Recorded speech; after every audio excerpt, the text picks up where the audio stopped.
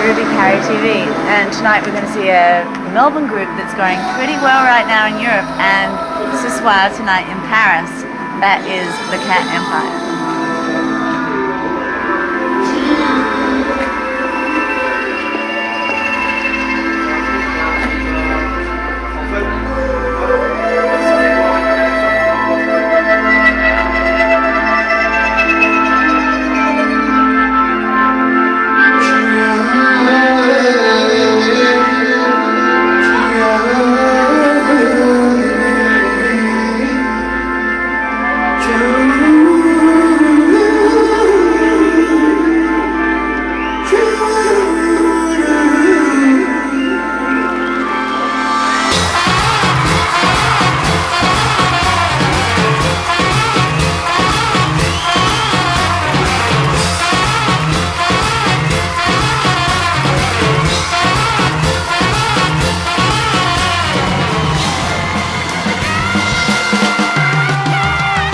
The Cat Empire grew up in jazz bars, jam sessions and music clubs in Melbourne, Australia.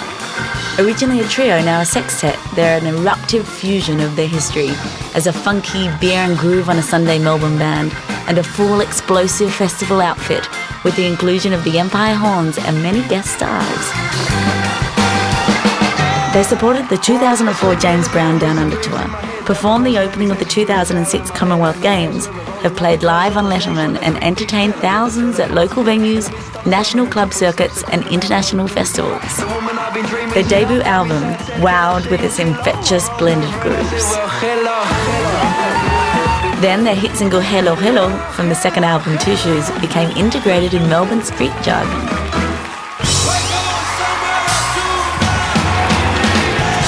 Now, their recently released third album, So Many Nights, is evidently being enjoyed by the Parisian fans.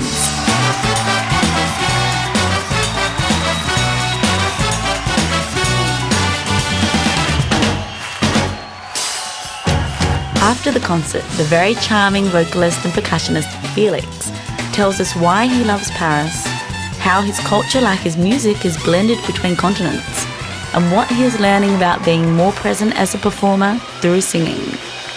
Bonsoir, Felix. Bonsoir. So, the last time I spoke to you, you were in Melbourne and you were talking to me about how wonderful, how much you love Europe. Yeah. And you were saying, I love Europe because why? Well, because you wake up in the morning and you get out of bus bed and you open the door to the bus, and there are beautiful things around everywhere, and simple things taste good. And it seems like they've just worked it out right. Like, I think humanity gets it right and wrong sometimes, and a lot of the time it gets it wrong. And in Europe it seems to be in proportion and good, and you taste bread, it tastes right. You look up at a building and it looks beautiful, and the gallery looks amazing, and the people, are engaged and they look at you, and I love it. It's wonderful. So you've toured Europe a few times? Yeah, I also spent a lot of time in Europe when I was a kid. My father's Austrian, so I spent a lot of time over there. And so I had this funny upbringing between Austria and Australia, and the three of them got AUS. George Bush gets confused about it. But it's funny because Australia was always open and wide and diverse and strange and sort of undefined, and Europe was always very, especially Austria, was very close and contained, and so my whole existence has been brought up in this whole contrast between these two places, and so I always have to spend part of the year in Europe and part of the year in Australia to feel right. Yeah, so what does it feel like coming back to Paris? Like, you've played in Paris? I love Paris. What is it? Why? Oh, it's just great. It's like, for me, Paris sums up Europe. I don't know, there's lots of different parts of Europe and lots of parts I love, but for me, if I was going to say what is Europe, I'd say Paris pretty much is it. I think I'd love to speak French. That's my one problem with it, because they don't like it when you can't speak French and I don't speak a word. But the buildings and the people and the culture, it's just lively. It's great. And I noticed when I was watching you perform tonight, I remember you were talking to me about, I asked what the difference was with the last album and how that changed you as a performer. You were saying it's because you're actually singing, so it's not just getting a mood across, it's actually hitting the notes and really singing it. And I noticed that on stage that you've changed since Melbourne and Spiegel gigs and stuff. So why have you changed, and how have you felt yourself that you've changed as a performer? I think so, yeah. Well, when I started in the band, I really never considered myself a singer at all. And I sort of going to sing. What, a musician? Well, I was a songwriter, Rapper. you know, and I sort of spoke, and I had some character, and so I could perform all right, you know. But I never thought about singing. It was only until the most recent album that I started to actually write songs where I thought about my voice and singing, and it's really changed the whole way I look at performing.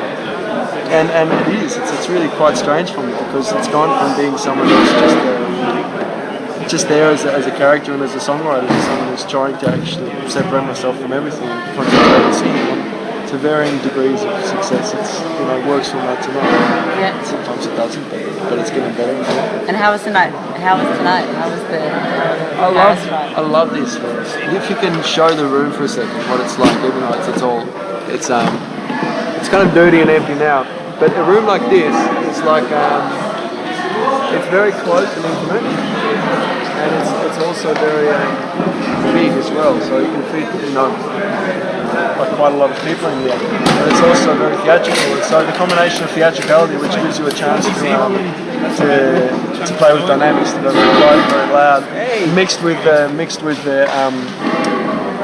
ability to really put on like a festival section, is great. And this room's perfect. I had good fun tonight. And do you think the audience were lots of expats, or were they Parisians, or because they all knew the songs? I saw them They sing knew the songs, but there was a couple of expats, but not many tonight. I thought there was probably like a section over there that was Australians, but it was Parisians. I really enjoyed playing in Europe and playing to the people of that city.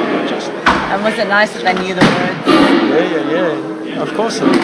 It's really gratifying. And what's next? What are the next goals for the next 6 months and plans? Well, I'm not sure exactly. We've got a tour in Australia in February, a big outdoor tour, and we've got the Europe tour to finish up.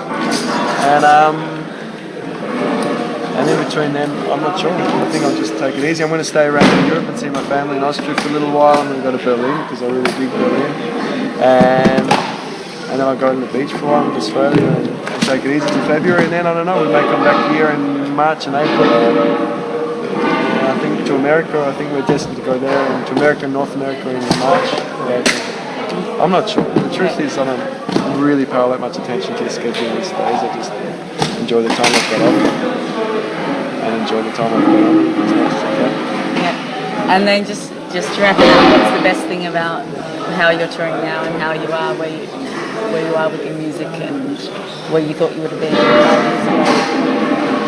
I think now it's nice because I've really learned what it is to play again. It's like when you start playing, you enjoy performing because it's just so new and so amazing and so sort of energetic and lively. And then you go through this cycle where you start thinking about what it's like, and you get worried about things and everything. And then I think I'm back after 5 or 6 years on the road to enjoying myself again every time, to try and say before each show, right, I'm going to enjoy it. Engraved into these songs so they know I'm not forgetting them. See, maybe if the world contained more people like these, then the news would not be telling me about all that warfare endlessly. And our weapons were our instruments, made from a timber and steel. We never yielded to conformity, but stood like kings in a chariot that's riding on a echo.